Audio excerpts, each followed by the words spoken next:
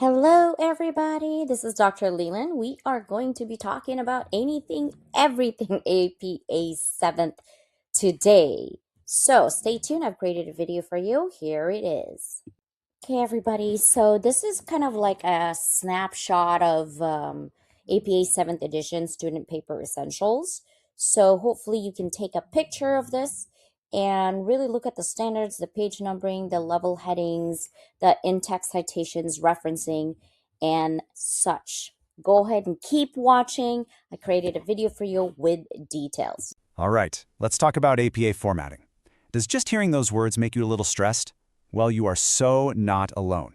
Today, we're going to slice through all that confusion. I'm going to show you exactly how to master the APA 7th edition for your student papers step by simple step.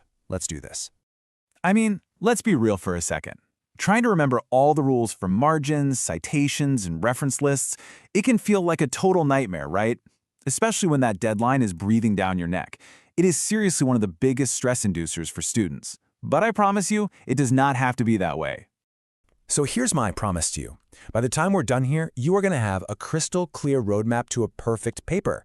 We're literally going to build one together, from the ground up, from the very first setting to that final reference list. Okay, first things first. Before you even think about typing a single word of your essay, we have to get the document set up correctly. Think of these next 4 rules as the absolute foundation for your entire paper. Get these right, and everything else is so much easier. All right, let's just knock these out real quick. Number 1, margins. 1 inch on all sides. Easy. Number 2, font. Just pick something clean and legible like 12-point Times New Roman or 11-point Calibri. Number 3, spacing. Double space the entire document. And here's a huge tip. Go into your paragraph settings and make sure there's no extra space between paragraphs. That's a sneaky one that gets a lot of people. And finally, number 4, page numbers. Just stick them in the top right corner of every single page, starting with page 1. Boom, done. Seriously, doing this first will save you so much pain later on. Okay, foundation is set, document is ready. Now let's craft that title page. I like to think of it as your paper's first impression. It's like its handshake. You want it to be clean, professional, and give all the essential info right up front. All right, so take a look at this. This is what a perfect student title page looks like. See how the page number is still up there in the top right? Good. Now, notice the title itself is a few lines down from the top, it's centered, and it's bold. After the title, you just add an extra line of space, and then list everything else out line by line. Your name, your department and university, the course number and name, your instructor's name, and the due date. Everything is centered, nice and clean. So just to recap, here's the checklist. Your paper's title is centered, bold, and in what's called title case. You know, where you capitalize the important words. And that's the only thing that's bold on this page. Then an extra space, and you list out your name, your affiliation, course, instructor, and date. Each one gets its own line. That's it. Simple. Okay, document setup? Check. Title page? Check. Now we get to the main event, the actual body of your paper. This is going to start on page 2, and you've got to kick it off in a very specific way. Believe it or not, the very first thing you do on page 2 is you repeat your title. I know, it seems a little weird, but that's the rule. It acts as the big, main heading for the entire paper.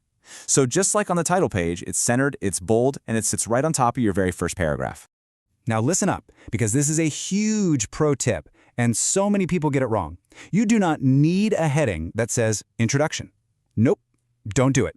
In APA style, everyone just knows that the first few paragraphs after the title are the introduction. You just jump right in. Okay, let's talk about organizing your paper. Headings are going to be your best friend. Think of them like an outline. Your main sections get a level 1 heading. That's centered and bold. If you have a subsection inside of that, it gets a level 2 heading. That's pushed to the left, but still bold. Honestly, for most student papers, you're probably not going to need more than level 1 and 2, maybe a level 3. But it's good to know the system is there if you write a more complex paper. All right, now we're getting into what is, without a doubt, one of the most important parts of academic writing, in-text citations. This is all about giving credit where it's due. It's how you show you've done your research and, how you avoid plagiarism. So let's break it down and make it super simple. So when it comes to in-text citations, it really just boils down to one simple question. Did you use their exact words or your own? If you copied it word for word, that's a direct quote. You got to put it in quotation marks, and you must include the author, the year, and the page number. But if you took their idea and put it into your own words, that's a paraphrase. Then you only need the author and the year. The key thing to remember is exact words means you need that page number. This one's a quick and easy rule, but super important. If your source has two authors and you're putting the citation in parentheses, you have to use the ampersand symbol, the and sign, not the word and. Okay, this is one of my favorite updates in APA 7 because it saves so much time. If your source has 3 or more authors, you don't have to list them all out. You just write the first author's last name and then et al., which is just a fancy way of saying and others. And you do this from the very first time you cite it. Super easy. All right, we are in the home stretch. The very last piece of the puzzle is the reference list. This is where you give the full details for every single source you mentioned in your paper. And you guessed it, it starts on a brand new page and has its own special formatting rules. The rule here is so beautifully simple.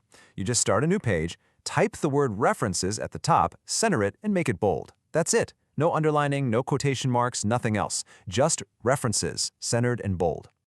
Okay, we need to talk about the hanging indent. I know, it looks kind of weird, right? It's the opposite of a normal paragraph. The first line is all the way to the left, and every line after that is indented. But there's a really smart reason for it. It makes that list of authors' last names pop out so your professor can quickly scan down the list alphabetically. It's a key part of any APA reference list. So let's just nail down the big rules for this page. First, everything has to be in alphabetical order by the author's last name. Second, every single entry needs that weird hanging indent we just talked about. Third, the whole page stays double-spaced just like the rest of your paper. And a little fun fact, if a source starts with a number, it comes before the letter A in the list. Got it? Alphabetical, hanging indent, double-spaced. Okay, one last thing. Let's clear up some confusion about 2 things you've probably heard of, abstracts and running heads. Because with APA 7, the rules for students got a lot simpler, and you need to know what you don't have to do anymore. And here is the good news. For most student papers, the default APA 7 rule is you do not need a running head and you do not need an abstract. Hooray! Those are really meant for professional papers, you know, the ones getting submitted to academic journals. This makes your life so much easier. But, and this is probably the most important thing I'm going to say, your instructor's rules always win. Always. If the assignment guidelines say you need an abstract, then you need an abstract. If your professor wants a running head, you give them a running head. The assignment sheet is your ultimate guide, so please, please always check it first. And there you have it. That's the whole shebang.